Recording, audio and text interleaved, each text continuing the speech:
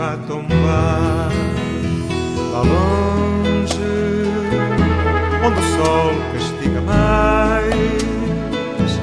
Não há suspiros nem ais, há coragem e valor. E à noite, com os olhos postos nos céus, rogamos ao nosso Deus que nos dê salvação.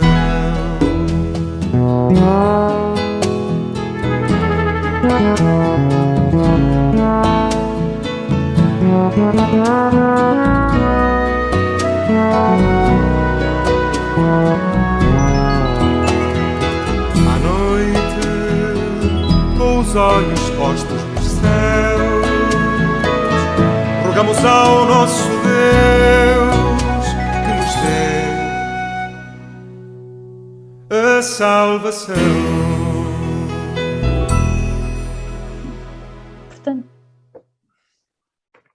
Portanto, chegamos então ao terceiro tempo simbólico que acontece quando, portanto, foi iniciado depois do 25 de novembro de 1975, quando existiu uma mutação no entendimento, portanto, as suas funções deixaram de servir apenas para tarefas bélicas, mas passaram também a servir para funções de paz, de interesse público, com uma natureza muito menos intervencionista na política, aproximando-se mais da ideia do profissionalismo pragmático, preconizado por Janowitz.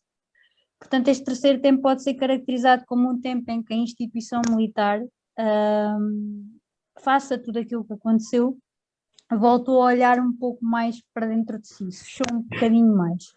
Portanto, no início da década de 90, o sistema já era caracterizado como semi-profissional, e mais tarde, com o fim do serviço militar obrigatório, que acho que foi em 2004, chegou-se à profissionalização apoiada de uma modernização.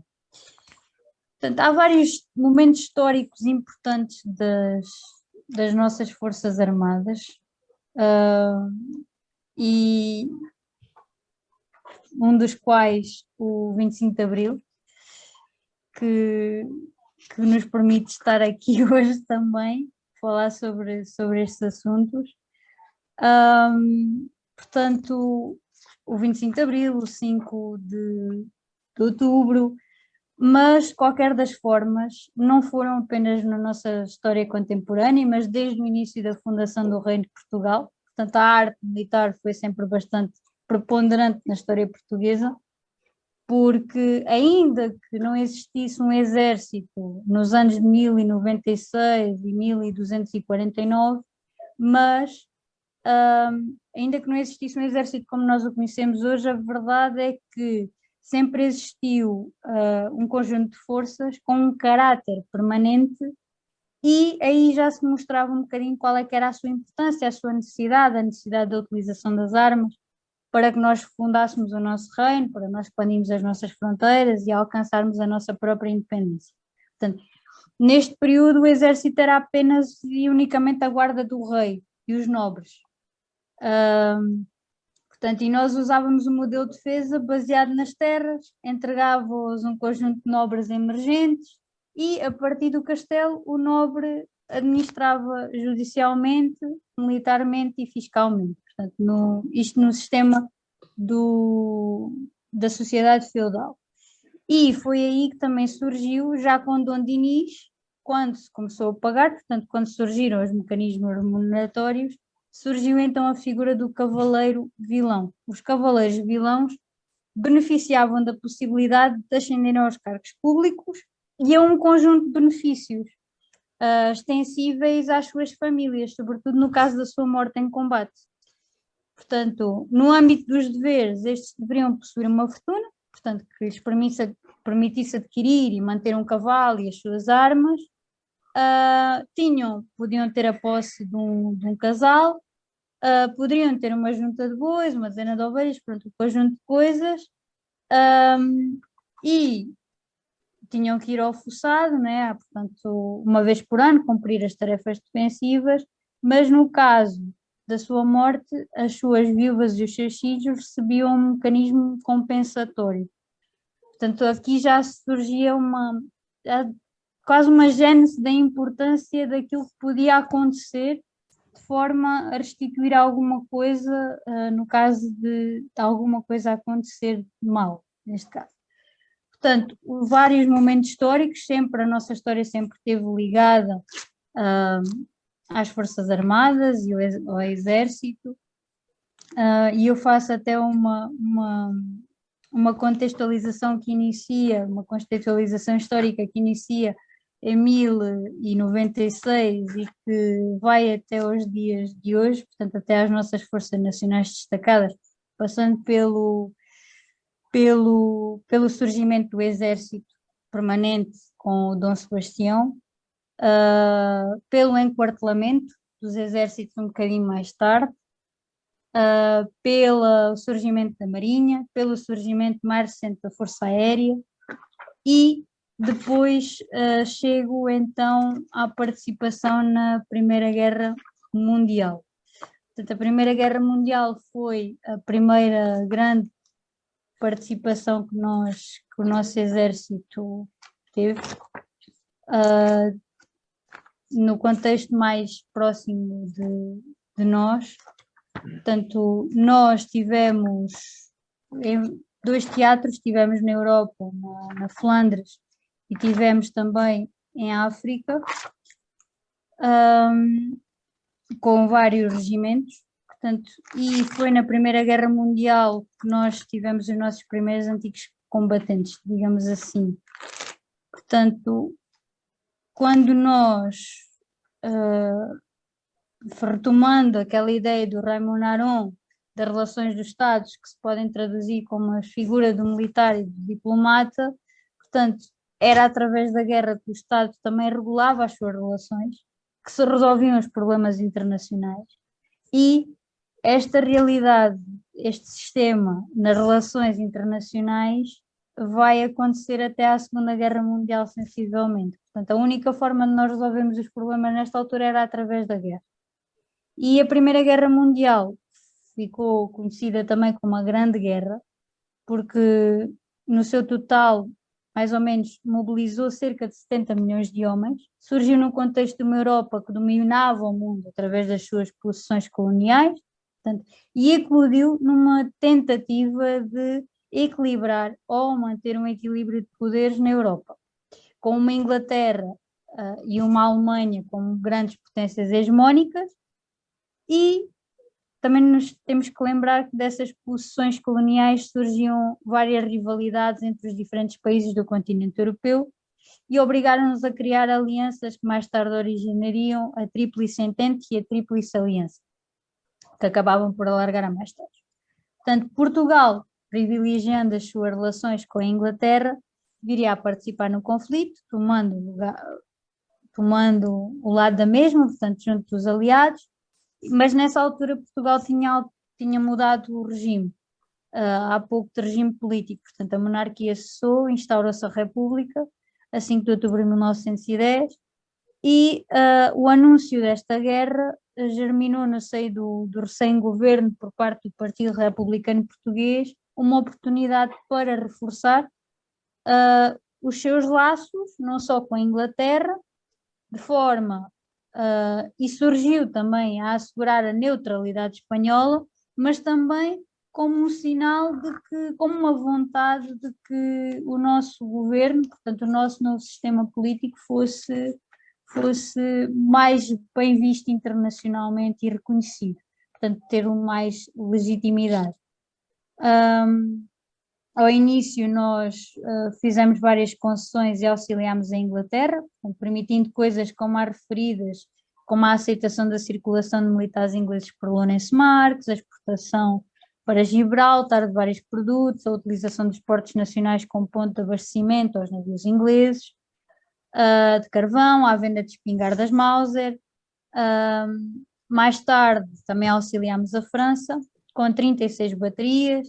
E depois a Inglaterra pediu a Portugal que os navios alemães que estivessem nos seus portos fossem requisitados, e da Alemanha não respeitar os limites dos territórios portugueses em África, Portugal envolveu-se ainda mais na guerra e preparou-se para enviar homens para Moçambique e para a França. Portanto, nós começámos a enviar os nossos militares logo em agosto de 1914, portanto foram mobilizados 2 destacamentos mistos, com 1.525 homens e auxiliada por 1.000 praças, tropas coloniais das respectivas posições coloniais, com vista à manutenção da obediência da população e à autoridade portuguesa e a uma vigia de fronteiras.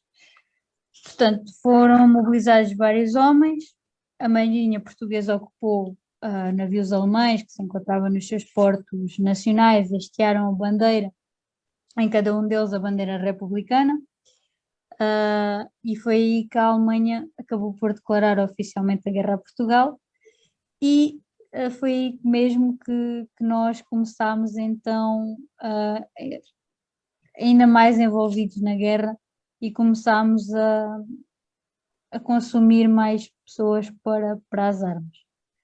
Portanto, em 1916, face a isto, formar-se o Corpo Expedicionário Português e os primeiros barcos iriam partir em janeiro de 1917 com destino à França. A França, e nós ficaria muito conhecido o desastre de Lalis, porque foi onde morreram no teatro de guerra mais pessoas, no teatro da Primeira Guerra Mundial, mais portugueses.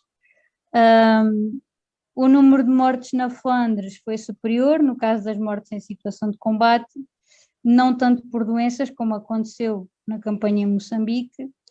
O mais mortífero foi mesmo em 1918, com as baixas na Batalha de Lalis.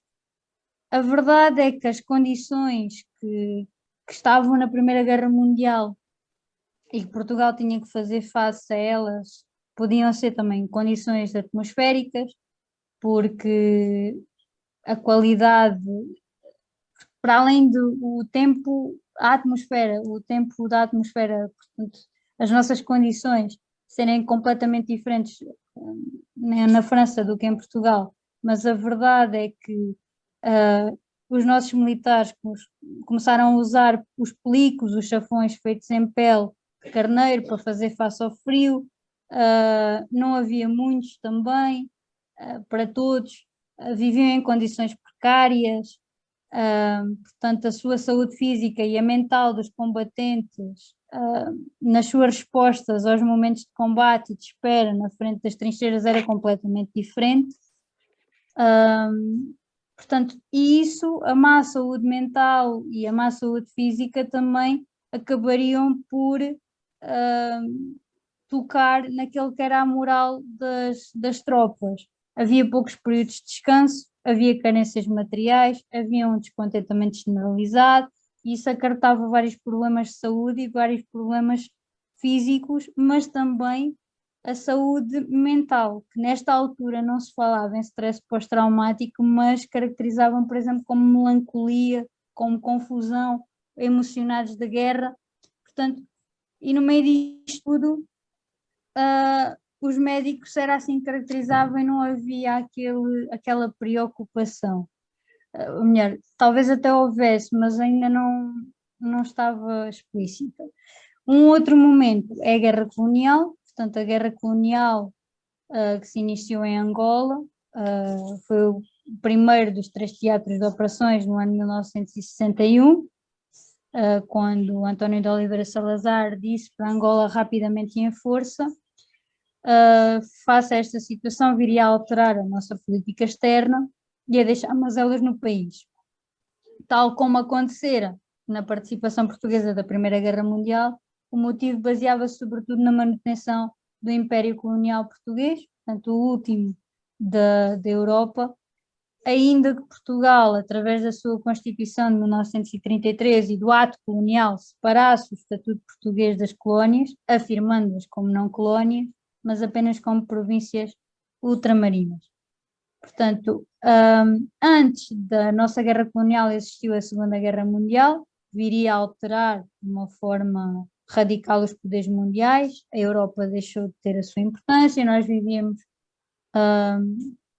tínhamos a Guerra Fria, portanto vivíamos com dois blocos ideológicos, tínhamos os Estados Unidos, tínhamos a URSS, tínhamos a ONU, entretanto surgiu a ONU, e a ONU, nesta questão colonial, viria a tentar levar a bom porto esta questão colonial, a dizer-nos, porque nós parássemos, não é?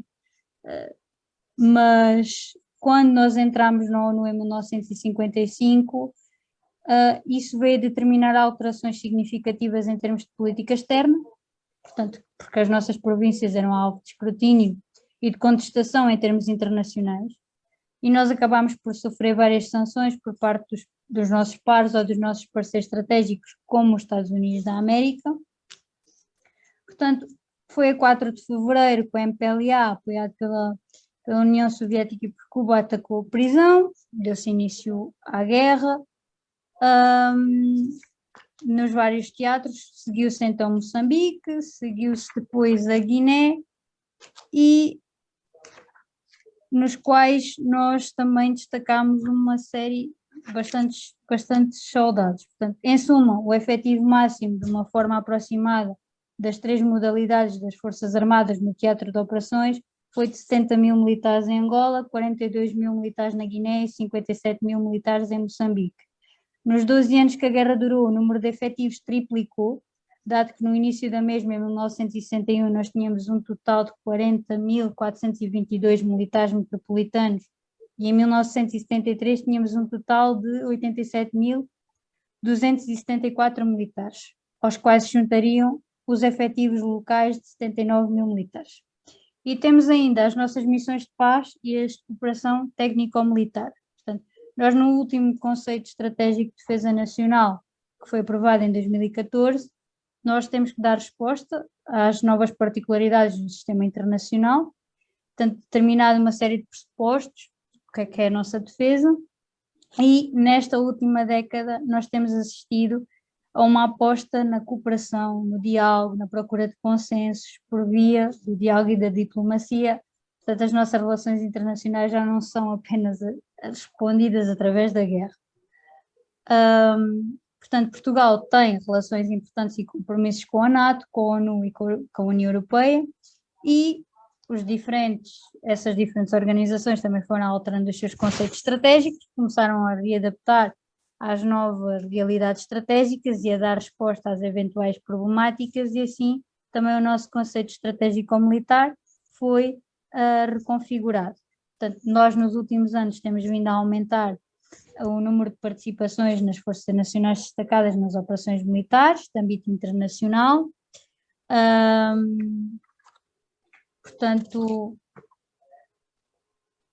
nós, quando fazemos o levantamento de todas as nossas ameaças e riscos, vamos considerar as várias vulnerabilidades inerentes ao país, portanto, as diferentes ameaças e riscos da nossa República em termos de defesa nacional, e também é a partir daí que nós podemos dizer que podemos definir as nossas missões das Forças Armadas, podemos tipificá-las e enquadrá-las, respeitando todas essas prioridades. Portanto, as nossas Forças Armadas são empregos tendo em conta a possibilidade do território nacional sofrer algum ataque militar do tipo convencional e a possibilidade das ameaças emergentes se materializarem dentro das fronteiras do país.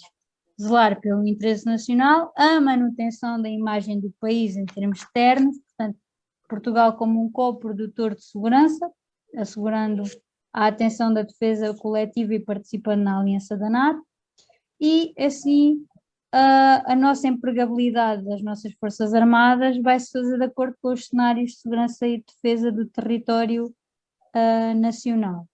Portanto, as Forças Nacionais destacadas em termos de cooperação estratégico-militar são das mais importantes. Atualmente, nestes casos, terão uma duração de 6 meses, prezam pela prontidão, pela sustentabilidade, optando-se por uma gestão de forças de forma combinada, portanto, adquirindo então o nome de um conjunto modular de forças. Apenas no ano de 2020 nós possuímos várias Forças Nacionais destacadas em várias missões da NATO em 5 cenários diferentes, Nós estivemos em vários cenários, no âmbito da ONU participámos na MINUSCA, na MINUSMA, no âmbito da União Europeia também, assim como na NATO, e a cooperação técnico-militar, tal como as missões de paz, encontram-se consagradas na nossa Constituição e na nossa Lei da Defesa Nacional, bem como na Reforma da Defesa 2020. Nós temos cooperação técnico-militar com vários países, por exemplo, Moçambique, Cabo Verde, Guiné-Bissau e São Tomé e Príncipe. Ora, a memória da guerra no quadro das políticas públicas. Ora, as consequências da guerra. Portanto, o fenómeno da guerra vai nos acompanhar desde o início da humanidade, desde a antiguidade, e chegou-nos aqui com este conceito que é qui desiderent paz, preparat bellum. Quem deseja a paz deve preparar-se para a guerra. Portanto, tal como Clausewitz nos propôs, daí o conceito de guerra de Clausewitz, a guerra é a continuação da política por outros meios, portanto. Mas temos que compreender que todos os recursos utilizados na guerra são finitos.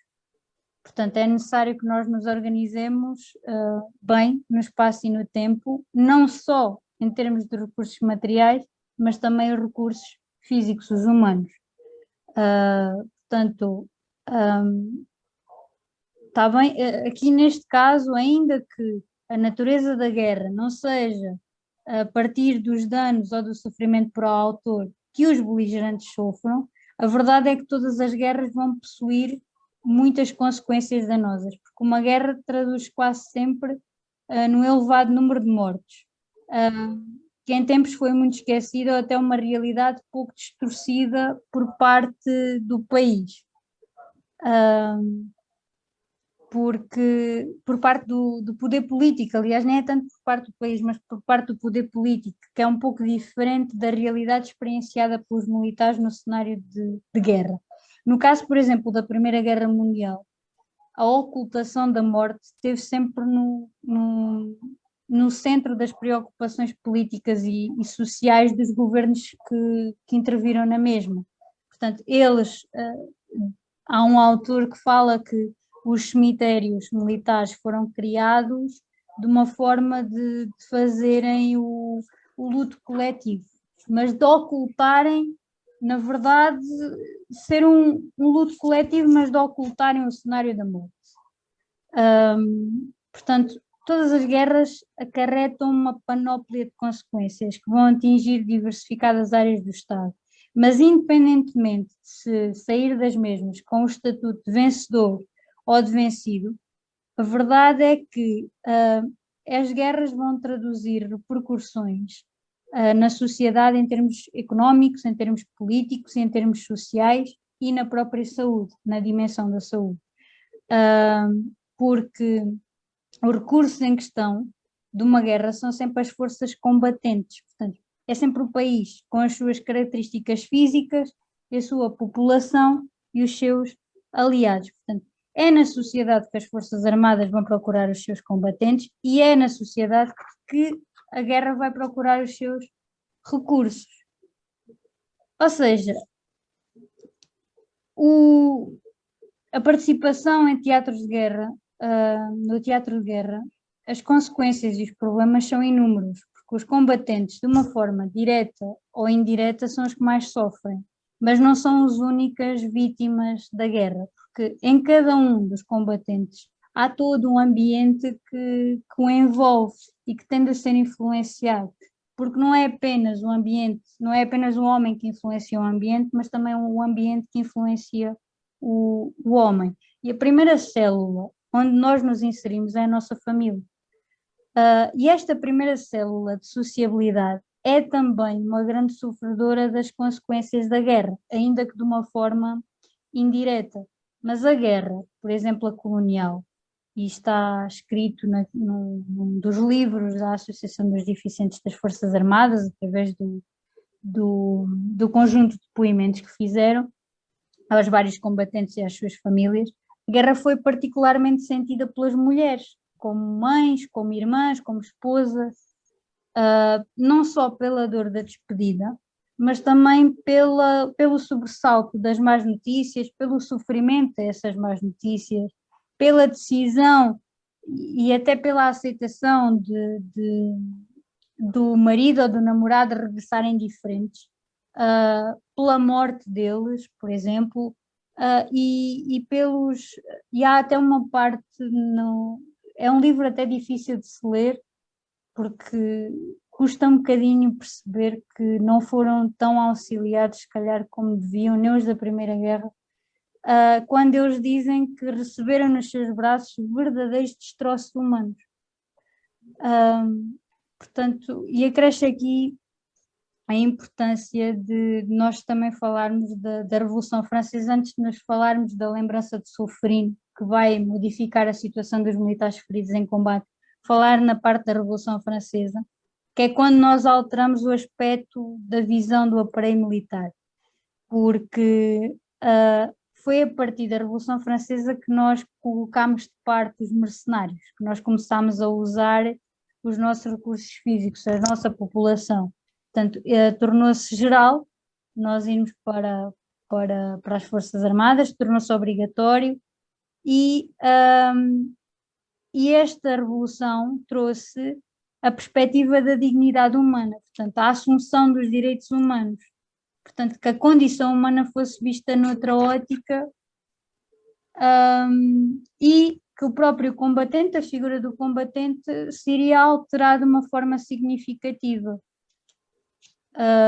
que mais tarde viria a ser importante para a lembrança de Solferino.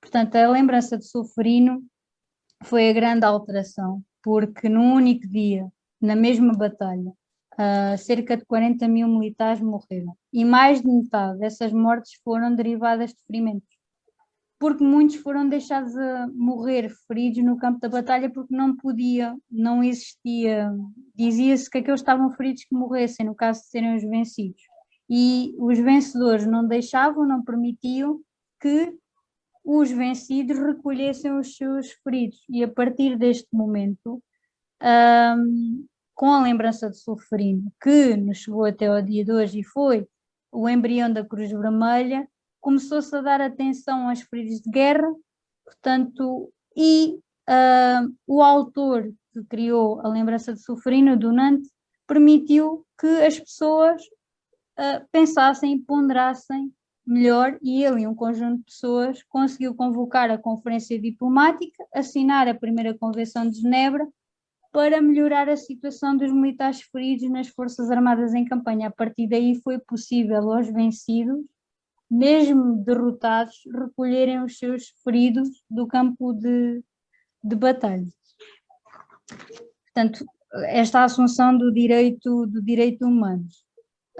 O combatente que regressou de qualquer dos teatros de guerra, mas sobretudo, no caso português, da Primeira Guerra ou na Guerra Colonial, não regressou completamente igual ao homem que foi incorporado.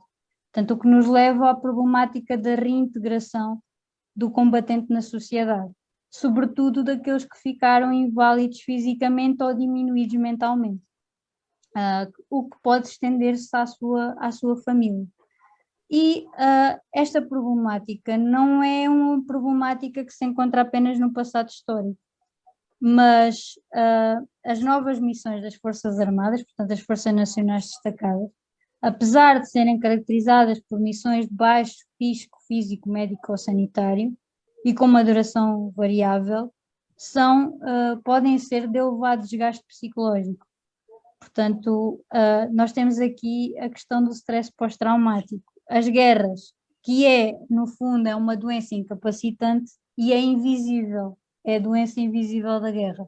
Portanto, as guerras têm deixado sempre sequelas nos seus combatentes. Estes podem não ser apenas de teor físico, mas também de teor psicológico. Na Primeira Guerra Mundial já se falava nesta questão da fadiga da guerra, da neurose de guerra, mas foi com a Guerra do Vietnã que se começou a estudar e que realmente se encontrou uma definição psicológica para aquilo que eram as perturbações mentais que os combatentes adquiriam na sequência da sua participação, mas em 1980 e só em 1980 é que a doença ganhou destaque no manual de diagnóstico e estatística de perturbações mentais. Em 2010, foi um estudo feito por Carlos Anunciação, porque em Portugal os estudos realizados tendo como foco esta doença são escassos, mas estima-se que decorrentes dos 3 teatros de operações da guerra colonial ao longo dos seus 13 anos, o número de militares que sofreram desta tipologia de doença é cerca de 66.475 casos, na sua totalidade, onde as famílias também podem ser vítimas de uma traumatização secundária não se encontram contempladas. Portanto, o stress pós-traumático, o alerta... Cara doutora, Sim. é que o anfitrião incumbiu-me disto, não sabemos se vamos ter mais um tempo. Este tempo Sim. termina às 22h34. Vamos tentar um outro tempo. Não sei quanto tempo é que ainda precisarias. Não, acho que talvez mais 10 minutos só. Mais quanto? Mais 10 minutos só, se calhar menos até. Prontos, isto termina às 2h34, vamos tentar ver se há mais algum tempo. Se por acaso não conseguirmos, apresentaste uma lição brilhante. Muitos dos nossos companheiros estão ocupados em outras coisas, não puderam estar cá. Isto era uma lição brilhante para a instituição militar e até para o Instituto de Defesa Nacional. Depois temos de ver o que é que vamos fazer. Entretanto, tens a palavra e às 22h34 isto termina, mas o nosso anfitrião João Batista vai ver se consegue mais um tempo, mas não é garantido. Pronto. Obrigada. Portanto, em 1999, em Portugal, é que viria a ser disponibilizado o apoio às vítimas de stress pós-traumático. Portanto, foi a partir dos anos de 97 e 98 é que começou a ser de particular relevância a gestão do stress nos planos de formação dos militares portugueses. A evolução histórica da proteção social em Portugal, portanto, já falei aqui da questão do luto coletivo, a figura do cavaleiro vilão. Em 1826 foi criada a primeira tabela de lesões. Anos mais tarde, por ordem da Rainha Dona Maria, foi criado o Hospital Real de Inválidos Militares. Depois da Primeira Guerra Mundial, em 1826, foi feito o primeiro Código do Inválido, que viria a cair em 1933, e onde eles conseguiram ter alguns direitos. Depois, apenas em 76, é que realmente foi criado novamente um conjunto de direitos substanciais, com o Decreto-Lei nº 43/76, e agora em 2020 com o Estatuto do Antigo Combatente. Em termos do apoio específico ao stress pós-traumático, na análise benchmarking que fiz, que selecionei um conjunto de países como a Dinamarca, a Suécia, a Croácia, não selecionei a Alemanha, apesar de depois no dia em que defendi a dissertação o arguente me ter dito que a Alemanha tinha acordos também por causa das próteses, as próteses para os nossos deficientes também tinham vários acordos com a Alemanha e que nós também acabámos por beneficiar muito com a ajuda alemã. Portanto, nós podemos confirmar através da análise benchmarking uma evolução benéfica no decorrer dos anos, um maior reconhecimento dos combatentes, uma maior atenção ao stress pós-traumático, sobretudo em alguns casos em fase embrionária, por exemplo a Dinamarca, que tem inclusivamente aplicações do telemóvel, de acompanhamento de gestão de stress, e umas boas práticas dos países. As estratégias de coping, portanto a importância do coping. Um coping é importante não só para nós reagirmos melhor ao stress, à questão do stress pós-traumático, mas também para nós prevenirmos, conseguirmos prevenir no máximo que pudermos, E eu aqui escolhi, podia ter escolhido várias, mas aqui escolhi duas, que foi o cultivo da resistência psicológica através da atividade física, porque a atividade física é muito ligada à instituição militar e por isso um incentivo à prática da atividade física, e há até um estudo que diz, que fez um estudo entre pessoas, entre o conjunto de militares que tinha vários treinos e um conjunto de militares que não tinha, e assegurou-se que aqueles que tinham aqueles determinados treinos conseguiam ter uma maior resistência psicológica, uma maior camaradagem, e o sistema de crenças e orações, porque o sistema de crenças e orações, talvez derivado de Portugal ser um país maioritariamente católico e de ser um país extremamente religioso, sempre nos acompanhou. Por exemplo, a questão do capelão. O capelão militar sempre esteve presente no teatro o capelão militar esteve presente no teatro de guerra da Primeira Guerra Mundial. Foi importante porque quando eles foram destacados, há uma coisa que eles fizeram, que foi todos os militares portugueses que morressem em combate levaram a bandeira de Portugal e não levaram a bandeira da Inglaterra, como era hábito levarem. A partir do momento em que incorporaram os capelães militares, começaram a levar a bandeira de Portugal, os corpos dos nossos militares, e não qualquer outra bandeira. Portanto, e o Cristo das Trincheiras, que que está hoje, creio, no Mosteiro da Batalha, exposto, e a verdade é que o capelão militar realmente não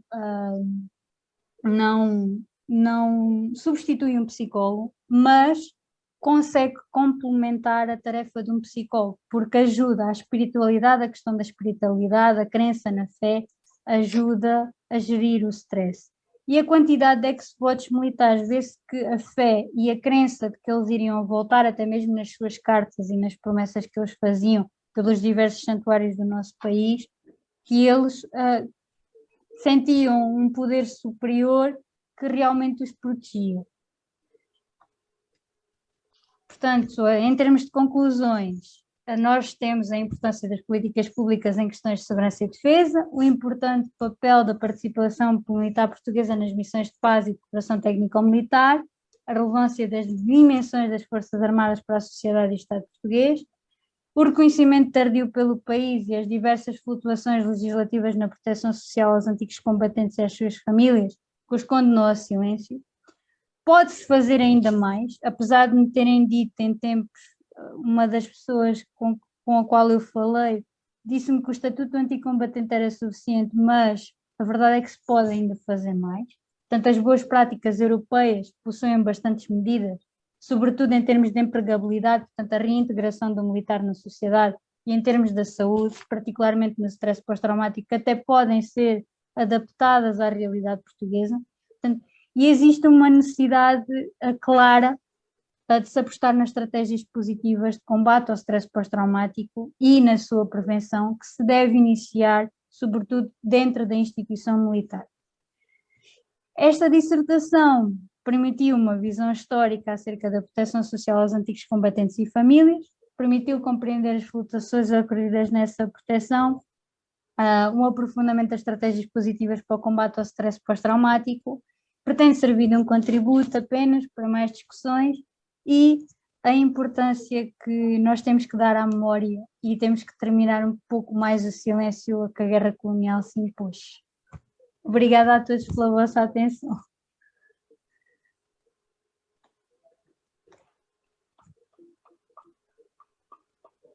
Vamos ver se nos dão mais um outro tempo.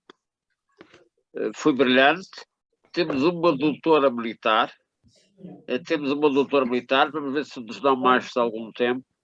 Se não conseguirmos, vamos tentar marcar uma outra reunião com estes participantes e outros que queiram, para discutir, para abordarmos estes assuntos.